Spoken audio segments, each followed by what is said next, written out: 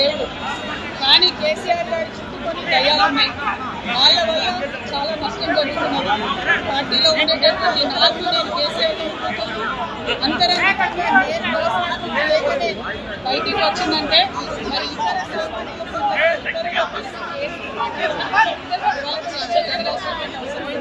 పార్టీలో ఉన్నటువంటి చిన్న చిన్న లోపాలను డిస్కస్ చేసుకొని సవరించుకొని కోర్టులను పక్కకు జరుపుకుంటున్నారు. పార్టీ పథకాల చల్లకుంటామని మా పార్టీలో డెమోక్రసీ ఉంది కాబట్టి మా పార్టీ అధ్యక్షుల వారికి మా పార్టీ నాయకులు ఎవరైనా సరే అప్పుడప్పుడు సూచనలు సలహాల రూపంలో లిఖితపూర్వకంగా ఇవ్వచ్చు, ఓరల్గా ఇవ్వచ్చు, రకరకాలుగా ఇవ్వచ్చు.